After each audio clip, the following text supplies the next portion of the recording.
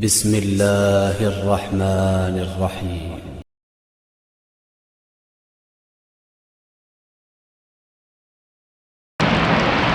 نحمده ونصلي ونسلم على رسوله الكريم اما بعد فاعوذ باللہ من الشیطان الرجیم بسم اللہ الرحمن الرحیم۔ سورہ بقرہ آیت نمبر 223 سے ترجمہ تفسیر بیان کرنے کی کوشش کی جا رہی ہے۔ نساؤکم حرث لکم فأتوا حرثکم انا شئتم وقدموا لانفسکم واتقوا اللہ واعلموا انکم ملاقوہ وبشر المؤمنین۔ نساؤکم حرث لکم، تمہاری عورتیں تمہارے لیے کھیتیاں ہیں۔ فأتوا حرثکم انا شئتم، تو تم اپنی کھیتیوں میں جس طرح چاہو ہو آؤ۔ وقدموا لانفسکم، اور اپنے لیے نیک عمل بیچتے رہو۔ واتقوا اللہ، اور اللہ سے ڈرو۔ واعلموا انکم ملاقوہ وبشر المؤمنین، اور یقین رکھو کہ بے شک تم اس سے ملاقات کرنے والے ہو، اور آپ صلی اللہ علیہ وآلہ وسلم مومنوں کو بشارت دے دیجئے۔ اس سے پہلی آیت میں نکاح کے متعلق بیان ہوا، پھر ایسی حالت کہ جس میں عورت ناپاک ہو تو عورت کے قریب نہ جانے کا بیان ہوا۔ اس آیت مبارکہ میں عورت سے جماع کے متعلق، عورت سے ہم بستری کرنے کے متعلق بیان ہوا کہ کیونکہ جماع کا مقصد جو ہوتا ہے وہ اولاد ہوتی ہے، حصول اولاد ہوتی ہے، نہ کہ قضاء شہوت ہوتی ہے۔ تو اس لیے فرمایا کہ جس جگہ سے حصول اولاد ہو اسی جگہ سے آنا، اور اسی جگہ سے تخم ریزی کرنا، یعنی عمل معکوس نہ کرو، خواہ اس عمل یعنی تخم ریزی کے لیے کوئی طریقہ اختیار کریں۔ صلی اللہ علیہ وسلم نے فرمایا کہ مجامت فرج میں کی جاتی ہے، چاہے آگے والی طرف ہو یا پیچھے والی طرف ہو، صرف دبر میں مجامت منع ہے۔ تو اب یہ بات ہو ہی رہی تھی، تو رب تبارک و تعالیٰ نے اس آیت مبارکہ کو نازل فرمایا کہ نساؤکم حرث لکم فأتوا حرثکم انا شئتم وقدموا لانفسکم، کہ یہ تمہاری کھیتیاں ہیں، تم چاہے جس انداز میں بھی ان کو استعمال کرو، لیکن استعمال کرنے کا جو طریقہ ہے، جو جگہ ہے، وہ ایک ہی ہے، وہ فرج ہے، وہ دبر نہیں ہے۔ تو اب فرج میں اگر آپ آگے والی کیفیت سے کر رہے ہو یا پیچھے والی کیفیت سے کر رہے ہو، ہے داخلہ فرج ہی میں، تو اس میں کوئی ممانعت نہیں ہے، کیونکہ جو یہود عرب تھے، عرب کے یہود تھے، ان میں یہ مشہور تھا کہ اگر پچھلی سائیڈ سے آپ آئیں گے تو وہ جو بچے ہیں، جو اولاد ہے، وہ بھینگی قسم کی پیدا ہوگی۔ تو اسی طرح دوسرے عرب کے اندر بھی یہی مشہور تھا، تو اس کا قرآن نے رد کیا ہے کہ یہ ایسا کوئی بھی معاملہ نہیں ہے، آپ آگے سے آئیں یا پیچھے سے آئیں، یا تمہاری بیویاں جو ہیں یہ تمہاری کھیتیاں ہیں۔ تم کھیتی کو جس طرح کسان اپنی کھیتی میں جس طرح بھی ہل جولتا ہے، اس کا مقصد مدعا یہ ہوتا ہے کہ بیج ڈالنا اور بیج سے تخم ریزی کرنا، اور تخم ریزی سے جو کھیتی کی جو کیفیت ہے اس کو برقرار رکھتے ہوئے اس سے پھل فروٹ حاصل کرنا۔ تو یہ عورت بھی تمہارے لیے کھیتیاں ہیں۔ اصل مقصد کیا ہے؟ اس سے اولاد حاصل کرنا، نہ کہ اپنے جو خواہش ہے اس کی آگ کو بجھانا، یہ مقصد نہیں ہے، اولاد کا مقصد ہے۔ اور اولاد یہ پیدا ہوتی ہی فرج والے مقام سے ہے، دبر سے نہیں ہے، تو فرج کی طرف سے آپ نے داخلہ کرنا ہے، اس میں کوئی ممانعت نہیں ہے۔ پھر آگے چل کے اگلی آیت مبارکہ جو سورہ مبارکہ کی سورہ بقرہ کی آیت نمبر 224 ہے، فرمایا وَلَا تَجْعَلُوا اللَّهَ عُرْضَةً لِأَيْمَانِكُمْ أَن تَبَرُّوا وَتَتَّقُوا وَتُصْلِحُوا بَيْنَ النَّاسِ وَاللَّهُ سَمِيعٌ عَلِيمٌ۔ تم نیکی، تقوی اور لوگوں کی خیرخواہی سے بچنے کے لیے اللہ کے نام کی قسمیں کھانے کا بہانہ نہ بناؤ، اور اللہ خوب سننے والا، بہت جاننے والا ہے۔ اگلی آیت مبارکہ میں فرمایا لا یؤاخذکم اللہ باللغو فی ایمانکم ولکن یؤاخذکم بما کسبت قلوبکم واللہ غفور رحیم۔ للذین یؤلون من نسائہم تربص 4 اشہر فإن فاؤوا فإن اللہ غفور رحیم وإن عزموا الطلاق فإن اللہ سمیع علیم۔ اس میں فرمایا کہ اللہ تم سے تمہاری بے ارادہ کھائی ہوئی جو قسمیں ہیں ان پر پکڑ نہیں کرے گا، ان پر مواخذہ نہیں فرمائے گا، لیکن ان قسموں پر مواخذہ فرمائے گا جو تم نے پختہ ارادے سے کھائی ہیں، اور اللہ بہت بخشنے والا اور بہت بردبار ہے۔ للذین یؤلون من نسائہم، جو لوگ اپنی عورتوں سے مباشرت نہ کرنے کی قسم کھا لیتے ہیں ان کے لیے 4 مہینے کی مہلت ہے۔ تربص 4 اشہر فإن فاؤوا فإن اللہ غفور رحیم، اگر انہوں نے اس مدت میں رجوع کر لیا تو بے شک اللہ بخشنے والا مہربان ہے۔ وَإِنْ عَزَمُوا الطَّلَاقَ فَإِنَّ اللَّهَ سَمِيعٌ عَلِيمٌ، اور اگر انہوں نے طلاق ہی کا ارادہ کر لیا تو بے شک اللہ خوب سننے والا اور بہت جاننے والا ہے۔ اس سے پہلے اللہ تبارک و تعالیٰ نے فرمایا کہ تمہاری عورتیں تمہاری کھیتیاں ہیں، تم جس طرح چاہو اپنی کھیتیوں میں آؤ۔ پھر فرمایا کہ ایام حیض میں اپنی عورتوں سے مباشرت نہ کرنا، یہ تو اللہ تعالیٰ کی طرف سے بعض اوقات میں جماع کی ممانعت تھی، اور بعض لوگ از خود جو ہیں عورتوں کو 4 مہینے مباشرت نہ کرنے کی قسم کھا لیتے تھے اور اب عورتوں سے اپنے آپ کو روک لیتے تھے۔ اس خاص قسم کو ایلا کہتے ہیں، یہ جو خاص قسم کی انہوں نے کیفیت اپنائی ہوتی تھی اس کو ایلا کہتے ہیں۔ اور ایلا کا حکم بیان کرنے سے پہلے اللہ تبارک و تعالیٰ نے عام قسموں کا بھی حکم ارشاد فرمایا۔ بعض لوگ نیکی، پرہیزگاری اور لوگوں کے ساتھ بلائی اور خیر خواہی نہ کرنے کی قسم کھا لیتے، پھر اگر کوئی ان کو ٹوکتا کہ بھئی تم نے ایسا کام کیوں کیا، نیکی سے روکنے کے لیے قسمیں نہیں کھاتے، تم ایسا کام کیوں کرتے ہو، تمہیں ایسا کام نہیں کرنا چاہیے، تو وہ کہتے ہیں کہ ہماری قسم ٹوٹ جائے گی، ہم اب قسم کھا چکے ہیں، اب قسم نہیں توڑ سکتے، ہم نے ان کاموں کے نہ کرنے کی قسم کھائی ہے۔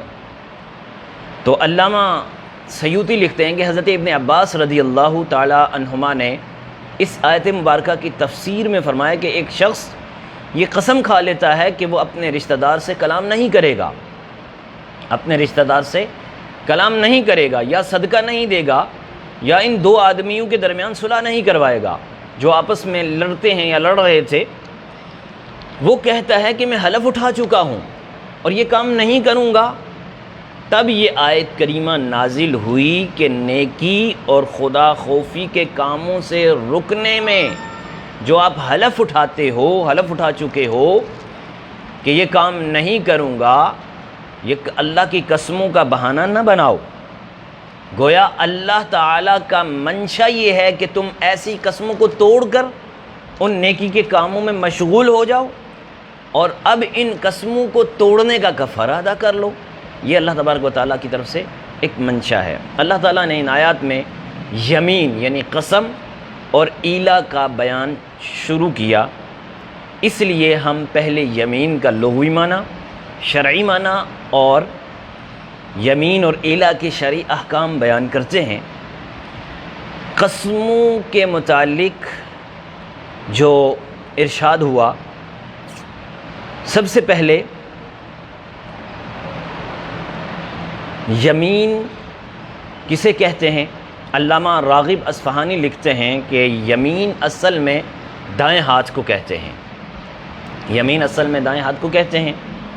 قرآن مجید میں وَأَصْحَابُ الْيَمِينَ یہ ارشاد ہوا، اس میں قوت اور برکت کے معنی کا اعتبار بھی ہے، اور یمین کا استعارہ حلف سے بھی کیا جاتا ہے، چونکہ جب کوئی شخص کسی سے عہد کرتا ہے تو اپنے دائیں ہاتھ کو اس کے دائیں ہاتھ پر رکھ کر عہد کرتا ہے۔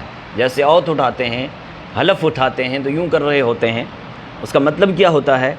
یہ یا ہاتھ پر ہاتھ، سیدھے ہاتھ پر سیدھا ہاتھ رکھتے ہیں تو اس وقت عہد لے رہے ہوتے ہیں، قسم اٹھا رہے ہوتے ہیں۔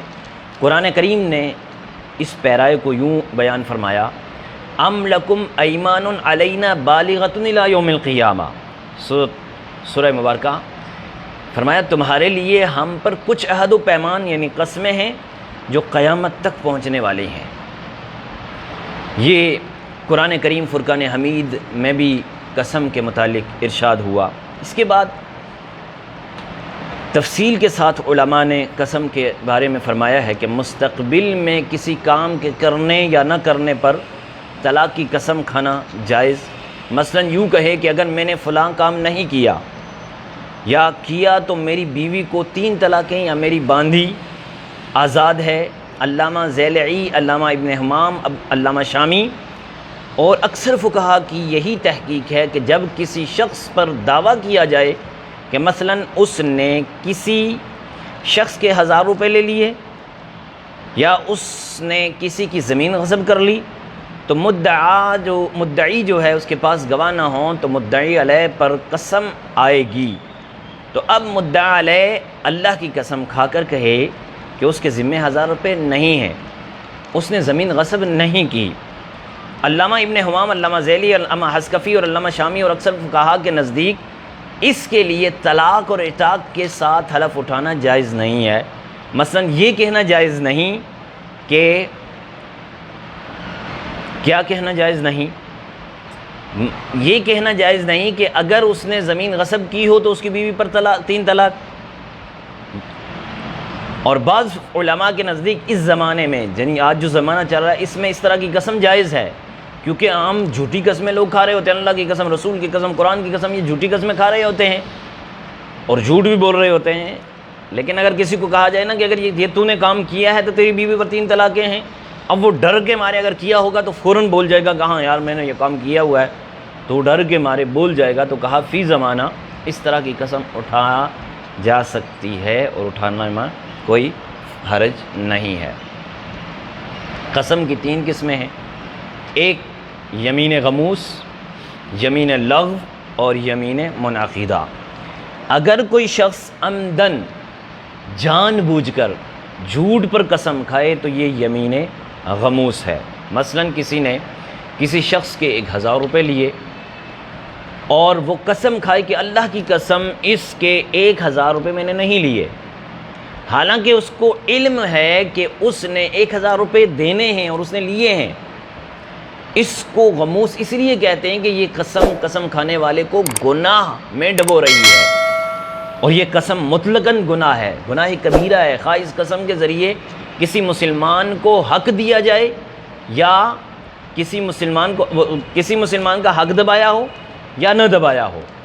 کیونکہ صحیح بخاری میں کبائر گناہ جو تحریر کی ہے نا کہ ان کے ساتھ اللہ کی قسم، جیسے جو کبائر گناہ صحیح بخاری میں تحریر کیے ان میں ہے اللہ کے ساتھ شرک کرنا، ماں باپ کی نافرمانی کرنا، قتل ناحق کرنا اور یمین غموس یعنی جھوٹی قسم کھانا، یہ کبیرہ گناہوں میں شمار کیے ہیں۔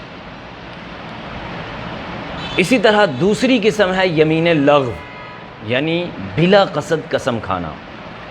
یمین لغو یہ ہے کہ انسان ماضی یا حال کی کسی بات پر اپنی دانست میں سچی قسم کھائے اور در حقیقت وہ جھوٹ ہو۔ اس کو لغو اس لیے کہتے ہیں کہ اس پر کوئی ثمرہ مرتب نہیں ہوتا، نہ گناہ نہ کفارہ، اس میں قسم کھانے والے کی بخشش کی امید کی گئی ہے۔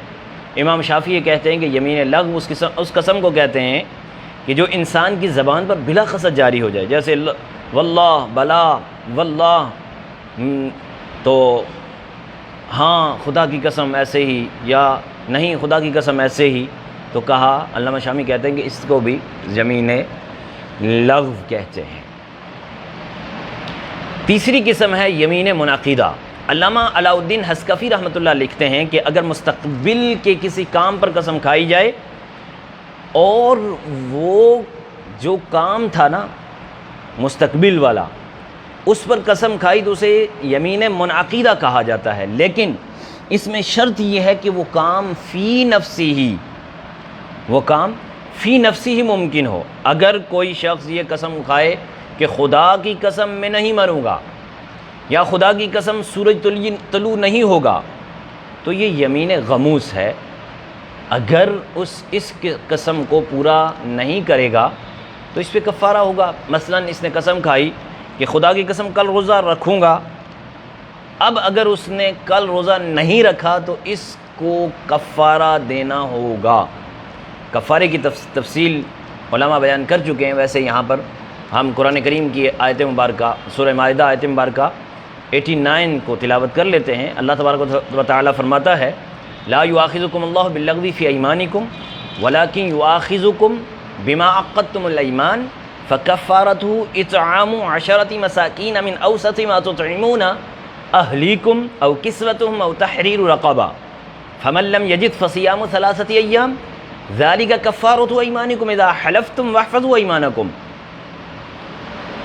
کہ بلا قصد کھائی ہوئی قسموں پر اللہ تم سے مواخذہ نہیں فرمائے گا، لیکن تمہاری بالقصد کھائی ہوئی قسموں یعنی یمین منعقدہ پر تم سے مواخذہ فرمائے گا۔ تو اس قسم کا کفارہ تمہارے درمیانی قسم کے کھانوں میں سے 10 مسکینوں کا کھانا ہے، کہ ان کو 10 مسکینوں کا کھانا دینا ہے جو تم اپنے گھر والوں کو کھلاتے ہو، یا 10 مسکینوں کو کپڑے دینا ہے جو تم اپنے گھر والوں کو دیتے ہو،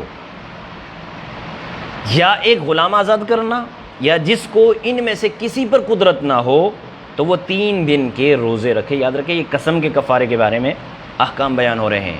فرمایا یہ تمہاری قسموں کا کفارہ ہے، جب تم قسم کھا کر توڑ دو تو اپنی قسموں کے توڑنے سے حفاظت کرو۔ یہاں تک قرآن کے تفسیر اور یمین منعقدہ، یمین غموس، اس کے بارے میں گفتگو ہوئی ہے۔ اب احکام شرعیہ کے اعتبار سے قسم کی اقسام کیا ہیں، حالات اور واقعات کے اعتبار سے قسم کھانے کی یہ قسمیں ہیں، فرض ہے، واجب ہے، مستحب ہے، مباح ہے، مکروہ ہے اور حرام ہے۔ یعنی قسم کبھی فرض ہوتی ہے قسم کھانا، کبھی واجب ہوتی ہے، کبھی مستحب ہوتی ہے، کبھی مباح ہوتی ہے، کبھی مکروہ ہوتی ہے اور کبھی حرام بھی ہوتی ہے۔ اللہ تعالیٰ اور اس کے رسول کی صداقت پر قسم کھانا یہ فرض ہے، جیسے یوں کہا جائے رب ذوالجلال کی عزت کی قسم، والدین کا احترام کرنے والے کو جنت ملے گی، تو یہ کیونکہ قرآن کا وعدہ ہے۔ یا یوں کہا جائے رب ذوالجلال کی عزت کی قسم، جو بھی نمازیں 5 وقت کی پڑھے گا رب کائنات اسے جنت میں اعلیٰ مقام عطا فرمائے گا، تو یہ بھی قسم جائز ہے، تو یہ کھائی جا سکتی ہے۔ اللہ کی صداقت کی قسم کھانا، اللہ کے رسول کی صداقت کی قسم کھانا، یوں کہا جائے کہ اللہ کی قسم اللہ ایک ہے، یوں کہا جائے کہ اللہ کی قسم اللہ کے نبی جو ہیں ہمارے حضرت محمد صلی اللہ علیہ وسلم، یہ اللہ کی قسم اللہ کے آخری نبی ہیں، تو یہ قسم کھانا واجب ہے۔ اگر اپنی جان یا کسی مسلمان کی جان کو بچانا قسم کھانے پر موقوف ہو تو قسم کھانا واجب۔ مثلا کوئی شخص قتل کے الزام سے بری اور اس پر قسامت کے ذریعے قسم لازم آ رہی ہو، اور کوئی مسلم بری ہو اور اس کا علم ہو کہ اس پر قسم کھا کر اپنی اور اس مسلمان کی جان بچائی جا سکتی ہے، تو اب قسم کھانا واجب ہو جاتا ہے۔ اسی طرح تیسری قسم ہے کہ اگر 2 مسلمانوں میں صلح کروانے کے لیے، کسی مسلمان کے دل سے بغض زائل کرنے کے لیے یا دفع شر کے لیے قسم کھائی جائے تو یہ قسم کھانا مستحب ہے۔ چوتھی قسم ہے کسی مباح کام پر قسم کھانا۔ محمد بن کعب القرظی رحمۃ اللہ علیہ نے روایت کیا ہے کہ حضرت عمر رضی اللہ تعالیٰ عنہ ممبر پر عصا لیے ہوئے کھڑے تھے، انہوں نے فرمایا لوگو تم اپنے حقوق حاصل کرنے کے لیے قسمیں کھانے سے گریز نہ کرو، اس ذات کی قسم جس کے قبضے قدرت میں میری جان ہے، یا میری جان ہے میرے ہاتھ میں عصا دیا، اس ذات کی قسم۔ تو پھر اس کے بعد 5ویں قسم ہے مستحب، کسی مستحب کام کے ترک پر یا کسی مستحب کام کے ترک پر یا کسی مکروہ کام کے ارتکاب پر قسم کھانا یہ مکروہ ہے، جیسا کہ اللہ تبارک و تعالیٰ ارشاد فرماتا ہے وَلَا تَجْعَلُوا اللَّهَ عُرْضَةً لِأَيْمَانِكُمْ أَن تَبَرُّوا وَتَتَّقُوا وَتُصْلِحُوا بَيْنَ النَّاسِ، جو ابھی پیچھے تلاوت ہم نے کی تھی کہ تم نیکی اور تقوی اور خیر خواہی سے بچنے کے لیے اللہ کی قسم ہرگز کھا کر بہانہ نہ بناؤ، یعنی اللہ کی قسموں کا بہانہ نہ بناؤ نیکی سے روکنے کے لیے۔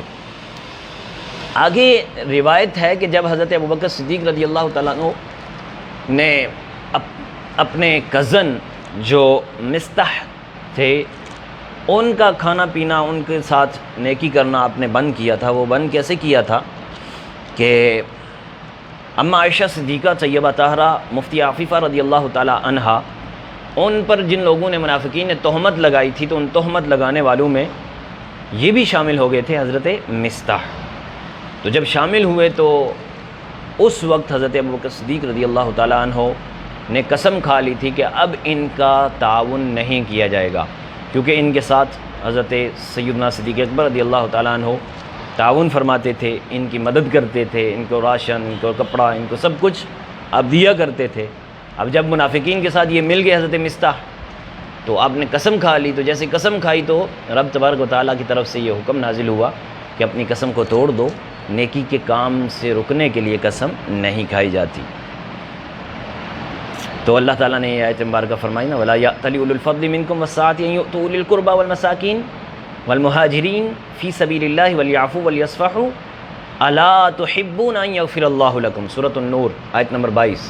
فرمایا اور تم میں سے جو لوگ اصحاب فضل اور ارباب وسعت ہیں وہ یہ قسم نہ کھائیں کہ وہ اپنے رشتہ داروں، مسکینوں اور اللہ کی راہ میں ہجرت کرنے والوں پر خرچ نہیں کریں گے، انہیں معاف کرنا اور درگزر کرنا چاہیے۔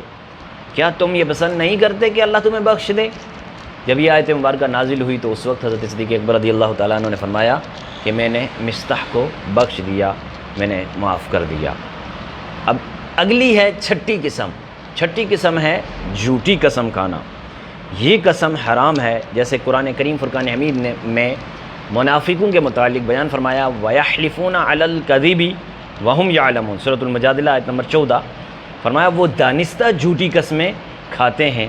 امام بخاری روایت کرتے ہیں رسول اللہ صلی اللہ علیہ وآلہ وسلم نے فرمایا جس نے کسی مسلمان کا مال کھانے کے لیے جھوٹی قسم کھائی وہ اللہ تعالیٰ سے اس حال میں ملاقات کرے گا کہ اللہ تعالیٰ اس پر غضبناک ہوگا۔